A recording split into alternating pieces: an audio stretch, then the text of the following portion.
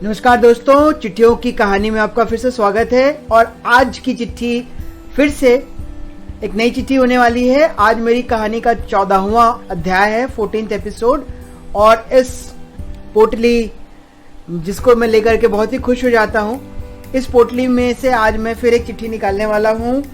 और आज ये चिट्ठी फिर से मेरे पापा जी की चिट्ठी है। और ये चिट्ठी है कब की, ये मैं आपको बताता हूँ।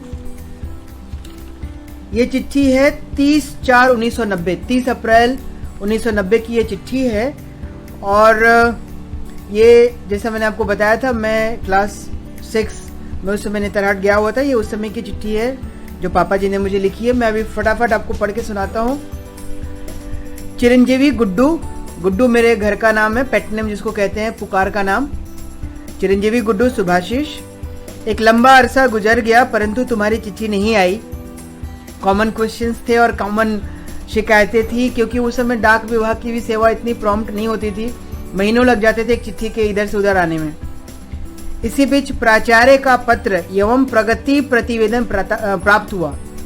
प्राचार्य का पत्र मतलब हमारे स्कूल के प्रिंसिपल का हर एक स्टूडेंट के घर पे लेटर जाता था। और प्रगति प्रतिवेदन मतलब हमारा रिजल्ट, मार्कशीट प्राप्त हुआ। प्रगति संतोषजनक है, लेकिन इससे अच्छा होना चाहिए। हमेशा की तरह मेरे पापा कभी सेटिस्फाइड नहीं होते थे, उनको तो हमेशा नंबर 1 ही चाहिए था। और उन्होंने कोट किया इसमें, तुम्हारा पिता हमेशा ही अपने वर्ग में पहला स्थान पाया है।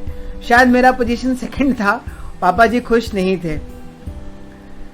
मैं तो चिंतित ही हूँ। तुम्हारी माँ जब कभी मौका मिलता है एक ही रट लगाती हैं कि गुड्डू का अभी तक कोई पत्र नहीं आया, क्या कारण है। तुम्हारे जीजा जी एवं दीदी को मैंने रोक लिया है, नहीं तो वो आज ही यानी 30 अप्रैल को ही विदागरी का दिन था, चले जाते। आपको मैंने बताया था पिछली चिट्ठी में भी कि उस समय एक समय और मुहूर्त की बातें होती थी। बेटी बहू जो भी आना जाना होता था एक दिन और तिथि के हिसाब से होता था। तो शायद मेरी दीदी के जाने का कुछ प्लान था जो पापा जी ने रोक लिया उनको।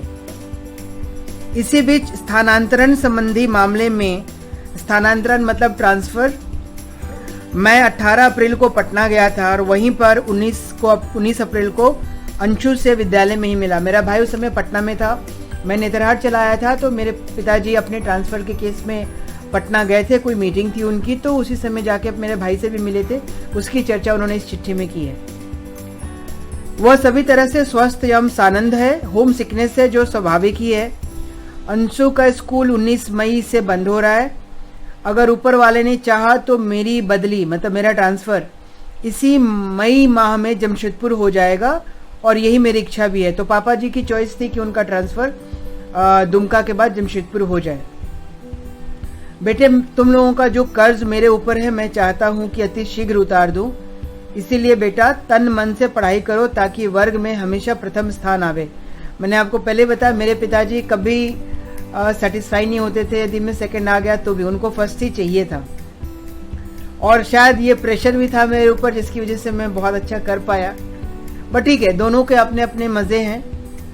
प्रेशर अपनी जगह, और शायद इस प्रेशर की वजह से जो मुझे रिकग्निशन मिली उसका ऑब्वियसली पॉजिटिव इफेक्ट आया। तुम अपने सभी साथियों से भी मेरा शुभाशीष कह देना। पत्र यथाशीघ्र देना।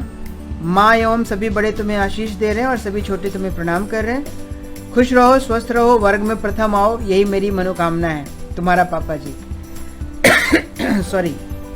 तो ये रही पापा जी की चिट्ठी। और इस चिट्ठी के साथ पापा जी ने मेरे जो हॉस्टल वार्डन थे, जिनको हम श्रीमान जी और माता जी कहते थे, उनके नाम की भी एक चिट्ठी लिखी है। वो भी मैं आपको पढ़ के सुनाता हूँ।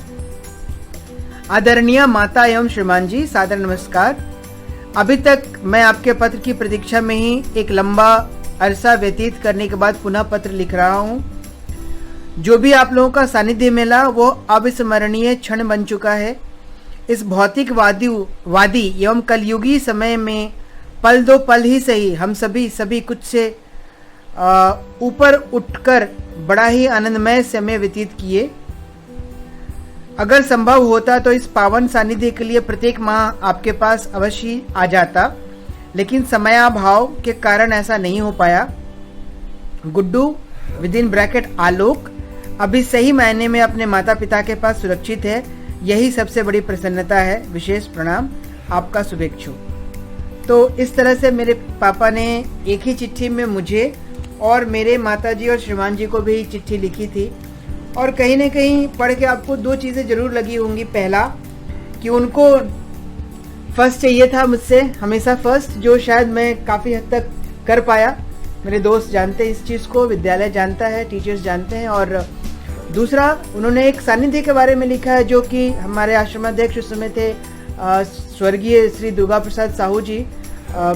2-3 महीने पहले ही उनका देहावसान हुआ और काफ़ी अच्छी बॉन्डिंग बन गई थी। एक स्कूल मतलब टीचर प्लस एक पेरेंट का, मेरे पिताजी के साथ उनका सानिध्य बहुत अच्छा था।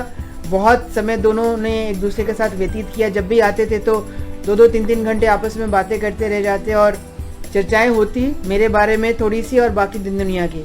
तो एक बहुत अच्छा माहौल भी बन गया था जिसका भी इफेक्ट बच्चों के ऊपर पड़ता है। और मैं बहुत ही खुशकिस्मत मानता हूँ कि मुझे वैसे पिताजी जो थोड़े डोमिनेटिंग भी थे और डिमांडिंग भी थे, और साथ में एक ऐसे हाउस मास्टर, एक ऐसे टीचर, एक आश्रमाध्यक्ष मिले जिन्होंने मुझे शेप दिया।